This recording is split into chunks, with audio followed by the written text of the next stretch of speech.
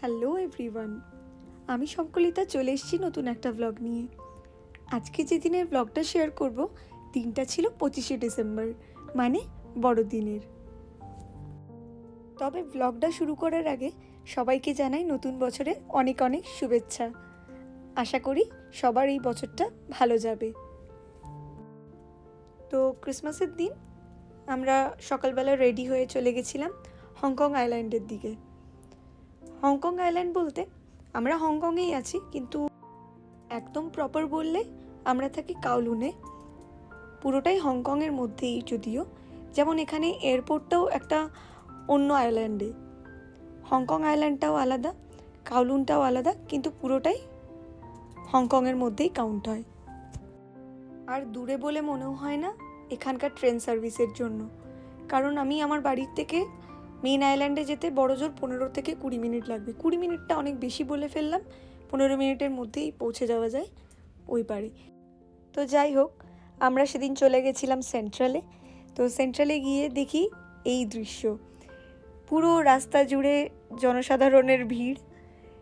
আর অবাক করা বিষয় হলো, ওখানকার ওই বড় বড় রাস্তাগুলো সেদিন ছিল জনসাধারণের জন্য খোলা, আর বড় বড় গাড়িগুলো বন্ধ করে দিয়েছিল। ওই রাস্তাটা পুরোটাই ব্লক ছিল।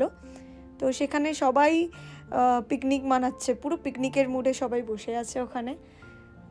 সব রিলসে নাচানাচি করছে, কত লোকজন খাওয়া দাওয়ার, ওদের মানে এখানকার যে অথেন্টিক খাবার দাবার সেসব খুলে বসে আছে দেখলাম। অনেকে বিক্রিও করছে ওখানে। আর কিছু মহিলাকে তো দেখলাম, মানে বেশ ভালো বয়স হবে, তাদেরকে দেখলাম স্যান্টার ড্রেস পরে নাচছে। আপনারাও নিশ্চয়ই ভিডিওতে দেখতে পেয়েছেন প্রথমেই। তো আমাদের তো ব্যাপারটা বেশ নতুনই লাগছিল। আর ওখানে গিয়ে যখন দেখলাম না যে এত লোকজন রাস্তায় বসে আছে, এটা আমার মনে হয় প্রত্যেক বছরই ওরা করে থাকে, এটা হয়তো এখানকার ট্র্যাডিশন। তো আমাদের বেশ ভালো লাগলো। তো জানি না, যদি সামনের বছর থাকি তাহলে অবশ্যই ওই দিন আমরাও যাব, ওখানে বসে পিকনিক করব। কত উঁচু উঁচু বিল্ডিং দেখুন, মাথা ঘুরে যাওয়ার জোগাড়। আর প্রত্যেকটা বিল্ডিং একসে বাড়কার এক আর কি। কি সুন্দর দেখতে, অপূর্ব লাগছিল। তাই আমরা ওখানে বেশ অনেকক্ষণ বসলাম। তারপর ওখান থেকে বেরিয়ে আমরা এখন যাব, এখানে একটা মল আছে আইএফসি মল, তো ওখানে যাব ইমাজিনে স্টোরে। বেশ কিছুদিন হলো শিলাদিত্যর ল্যাপটপটা বিগড়েছে, তো ওর নেবার ছিল অনেক দিন ধরেই। তো ভাবলাম তাহলে এই ভালো দিনটাতেই যাই, তাই এখন যাব আমরা ইমাজিনে স্টোরে। তো যেতে যেতে ওই জায়ান্ট হুইলটা দেখতে পাচ্ছেন, আগে ভাবলাম ওখানেও যাব ঘুরতে, তারপরে দেখলাম না, অনেকটা সময় চলে যাবে তাহলে, তো আসল কাজটাই আর হবে না। তাই ভাবলাম থাক, অন্য দিন আসবো না হয়। আর এখানে না আমার এই ব্যবস্থাটা খুব ভালো লেগেছে। কি সুন্দর দেখুন, দুই দিকটা পুরো একটা ফুট ওভারব্রিজ দিয়ে কানেক্টেড, আর সাথে এখানে সিঁড়ি ভাঙার কোনো ব্যাপার নেই, এসকেলেটারে উঠুন আর পৌঁছে যান। খুব ভালো ব্যবস্থা। আর এটা মোটামুটি সব জায়গাতেই আছে, আমাদের ওই দিকটাতেও আছে, চতুর্দিকে এইভাবেই রাস্তাগুলো কানেক্টেড, যাতে যে বিজি রোডগুলো সেখানে বেশি জ্যাম না হয়, সেজন্য এগুলো করা থাকে। আর মোটামুটি একটা জিনিস যেটা এখানে নোটিস করেছি, প্রত্যেকটা এমটিআরের সাথে একটা করে শপিং মল থাকেই। এমটিআর বলতে এখানে যেটা ট্রেন সিস্টেম সেটাকে এমটিআর বলে। আমরা তো প্রথম দিকে এসে এমটিআরটাকে মেট্রো ভাবতাম, কিন্তু এখানে এসে বুঝলাম এটা ট্রেন সার্ভিসটাকেই এরা এমটিআর বলে। আমরা প্রথমের দিকে খুব মেট্রো মেট্রো বলতাম, তো আস্তে আস্তে নিজেদের অভ্যেস বদলে এখন ট্রেন বলা শুরু করেছি। তো মলের ভেতর ঢুকেই প্রথমে চোখ পড়লো সেফোরাতে। আগে সেফোরাতে গেলাম, একটু দেখলাম কিছু অফার্স চলছে কি না। যাই হোক, চললেও আমার কিছু নেওয়ার নেই আপাতত। তারপর ডিওরের লিপস্টিকগুলো দেখছিলাম, কি সুন্দর করে সাজানো। শিলাদিত্যকে একটু বললাম কিনে দে রে একটা, বলে এখন না 2 দিন পরে চল। তো যাই হোক, আর ঠিক এক্ষুনি ভিডিওতে নোটিস করুন দুটো কুকুর আসে। আমি তো শ্যুট করতে ব্যস্ত ছিলাম, ও বাবা দেখি হঠাৎ করে আমার পায়ের সামনে এসে হাজির। আমি তো মোটামুটি ঘাবড়েই গেছিলাম ওই অবস্থায়। এখানে ঘুরতে ফিরতে দেখি লোকজন একটা করে তো ভুল, 2-3টে করে কুকুর নিয়ে ঘোরে। আমরা সচরাচর দেখি ট্রলিতে ছোট বাচ্চা নিয়ে সবাই বেরোয়, এখানে তো দেখি এক একটা ট্রলিতে মোটামুটি 2-3টে করে কুকুর ঘুরছে। আর প্রতিটা কুকুর এত কিউট দেখতে, দেখলেই আদর করতে ইচ্ছে করবে।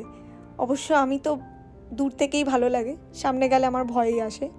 তো যাই হোক, সেটা আলাদা ব্যাপার। তারপর আমরা ঢুকলাম অ্যাপেলের স্টোরে। ওখানে শিলাদিত্য দেখছিল ওর ম্যাকবুকটা, আমি একটু বাইরের ভিউটা দেখছিলাম, দারুণ লাগছিল। এই অ্যাপেলের স্টোরটা কত বড়!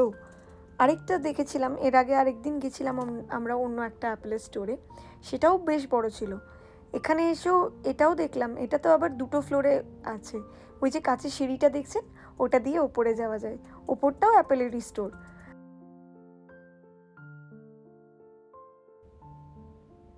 তো যিনি প্রোডাক্ট দেখাচ্ছিলেন, কথাবার্তায় জানতে পারলাম উনিও ইন্ডিয়ান। শিলাদিত্য তো ভেবেছিল ও বাড়ি নিয়ে চলে আসবে, ওখানে খুলবে না। আমি একটু জোরাজুরি করলাম, বললাম না না এখানেই আনবক্সিং কর, একটু ভিডিও করি। ও তো খুবই এক্সাইটেড ছিল, যদিও ও প্রকাশ করে না, আমার মতো করতে পারে না। হাসি দেখে বুঝতে পারছেন আশা করি। ও বাড়ি এসে খুব এক্সাইটেড ছিল, খুব ঝাঁপিয়েছে, যদিও সেটা আর শ্যুট করতে পারিনি। এবার শুনবেন ও কি বলে। আমি ওকে এখন জিজ্ঞেস করবো ওর ম্যাকবুকটা কিনে কেমন লাগছে, ওর এপিক রিপ্লাইটা শুনবেন। এই শিলু, কেমন লাগছে ম্যাকবুকটা কিনে, কেমন লাগছে?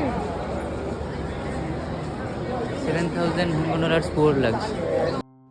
শুনলেন তো কি বললো, বলে 7,000 হংকং ডলার পুয়ার লাগছে। বুঝুন তাহলে।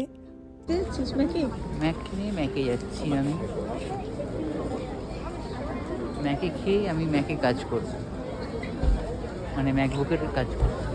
আচ্ছা, এয়ারপোর্টে যাওয়ার ইচ্ছা। এই তো এখানে ফ্লাইটের নাম্বারগুলো দেওয়া যাবে, ফ্লাইট টাইমিংস। এটা কিন্তু একটা মল প্লাস এমটিআর, হ্যাঁ এটাকে বলে মেট্রো স্টেশন। এখানে ট্রেন বলে, এমটিআর, মেট্রো নয়। যেখান থেকে এয়ারপোর্টে মেট্রো যায়, এয়ারপোর্ট থেকে এটা পুরোটাই ওই পাশেও এমটিআর হচ্ছে সেন্ট্রাল। এখান থেকে এয়ারপোর্টের জন্য ট্রেন ছাড়ে, তো এখানেই ডিরেক্ট চেক ইন করা যায়। এখান থেকে চেক ইন করে নিলে আর এয়ারপোর্টে গিয়ে চেক ইন করার প্রয়োজন পড়ে না। এই যে এখানে টাইম টেবিল দেওয়া আছে ফ্লাইটে।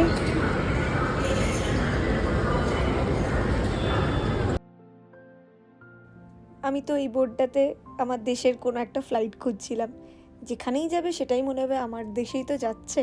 তো ওখানে একটা খুঁজে খুঁজে মুম্বাইয়ের ফ্লাইট দেখতে পেলাম, আর একটা দেখলাম দিল্লির। তো ইচ্ছে করছিল চলে যাই, একটা ট্রেন ধরে এয়ারপোর্টে ঢুকে যাব, গিয়ে ফ্লাইট ধরে সোজা দেশে। কিন্তু যাই হোক, মনকে আবার একটু শক্ত করলাম, ভাবলাম না এখন তো থাকতে হবে। আর এই সেন্ট্রাল স্টেশনটা কত বড় দেখুন, এয়ারপোর্ট না এমটিআর ধরতেই পারবেন না। এখান থেকে এই সমস্ত দিকে ট্রেন যাচ্ছে, আমরা এখন ধরবো রেড লাইন, মানে সোয়েন 1 লাইন। এখানে ট্রান্সপোর্টের ব্যবস্থাটাও খুব ভালো, খুব সুন্দরভাবে সব জায়গাটায় যাওয়া যায়। আরেকটা মজার ব্যাপার, এখানে মোটামুটি যতগুলো বড় বড় স্টেশন আছে সবকটাতেই এই মুভিং ওয়াকওয়েগুলো আছে। মানে ভেতরে ভেতরে তো প্রচুর হাঁটতে হয়, এপার থেকে ওই পারে যাওয়া যায়, তো মুভিং ওয়াকওয়েগুলো দিয়ে বেশ সহজে যাওয়া যায়। আর এখন তো ফিরে গেলাম বাড়ি। এই যে বাড়ির সামনে দেখুন একটা রেস্টুরেন্ট আছে, কত বড় বড় চিংড়ি মাছ দেখছেন, প্রচুর মাছ রাখা এখানে। যদিও আমরা খাইনি একদিনও, আমাদের আসলে ভালো লাগে না দুজনকারই। তো যাই হোক, আজকের ব্লগটা এখানেই শেষ করছি, আবার দেখা হবে পরের ব্লগে। সবাই ভালো থাকবেন, আনন্দে থাকবেন, আর ব্লগটা ভালো লাগলে অবশ্যই একটা লাইক করে দেবেন। বাই।